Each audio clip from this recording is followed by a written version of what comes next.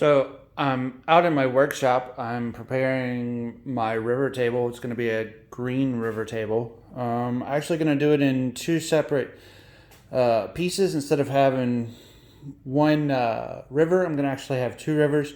So I had to split one of my slabs. I got that done yesterday.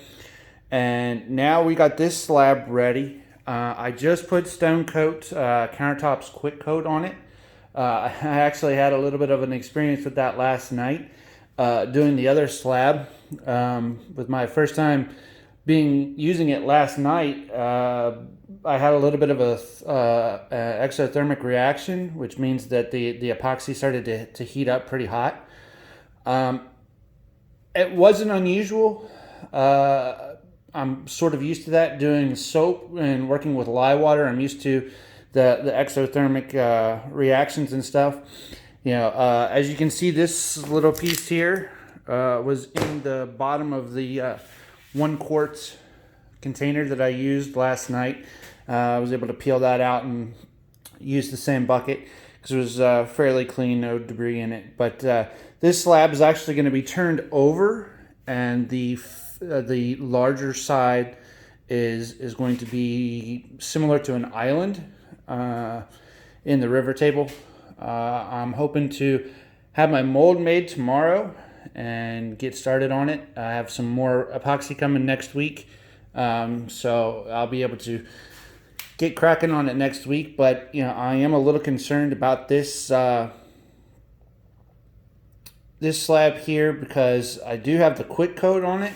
I have this round table. It's got basically a garbage bag that I taped to it months and months and months ago when I started first working with stone coat epoxy, and I'm a little worried that it's going to stick to it. It peels off pretty easy, so we'll see what it does.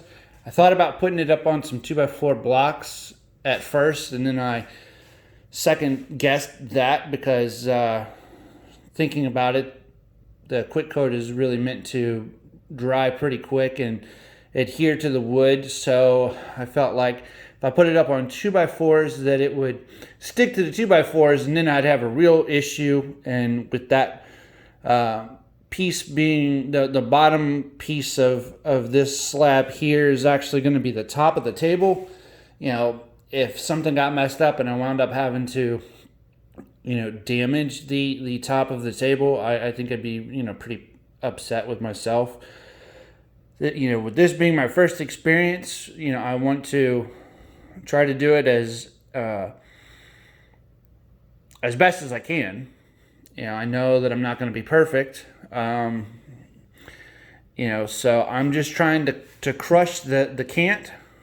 I can't do this and I can't do that. Well, I'm just going to crush it, and we're going to go with it and learn from it. And that's the biggest thing. Learning from an experience is what builds your confidence. So the first time you go and do something, you might know how to do it by watching the video, but until you actually do it for yourself and you get that experience and you build that confidence, you're going to be shaky. It doesn't matter what you're doing. If it's stone coat countertops or river tables or playing professional baseball or being an astronaut, it doesn't matter. That astronaut that goes up in that spacecraft that first time, man, he's nervous. He's probably scared half out of his wits. He's like, man, I'm being hurled up into space on this giant rocket. He's been through all the training and done the simulators and everything else, but until he gets up there and does it for that first time, he's not going to have that confidence as, say, that astronaut that's been up there 10 times or 50 times or 100 times. So it's the same thing with the stone coat countertops. You go and you do it and you build your confidence. And Bob Ross, great, absolutely wonderful guy from the 70s who was an absolutely fabulous painter. He said that there were no mistakes, that they're just happy accidents. So you have to take that same mentality. You can't be a perfectionist and be an artist at the same time, because your art will never be done. Whether it's drawing or making river tables or doing countertops or anything of that nature, writing, anything that's artistic, if you sit there and you nitpick every little thing and you're like, oh, it's got to be this way or it's got to be that way, you'll never get it finished. It will never ever be good enough. So you just got to throw that perfectionism out the window, and you got to feel the vibe. You got to feel the way that the art flows and the way that it speaks to you, and you got to sort of go with it, and you got to embrace it. You can't resist it, because that's just that's gonna kill your confidence when you resist it. And you're like, oh, this ain't the way I want it. Well, guess what? It's never ever going to be perfect, because we're not perfect people. If we were perfect people, then everything that we did first time, oh yeah, I got this. This is easy. This is, no learning curve whatsoever.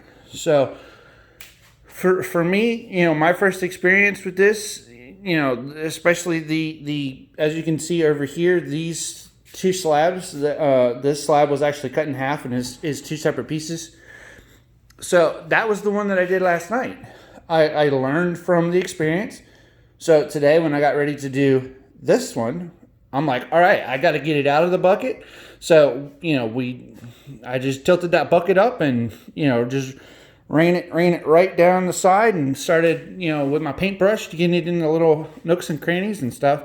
And, I didn't experience an exothermic reaction today. It didn't get hot. I was actually a little bit worried last night that it was going to melt the bucket. So I put it in a cold water bath in the sink, to cool the bucket down. Because, if it gets down here and it gets into some sawdust or whatever, you could potentially have a big problem. One that I don't even really want to talk about.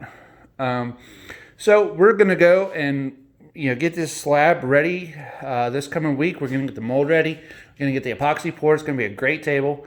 I look forward to showing you guys what it looks like. But as for today, I'm going to sign off. Hope you enjoyed the update, and let me know your thoughts. Thanks.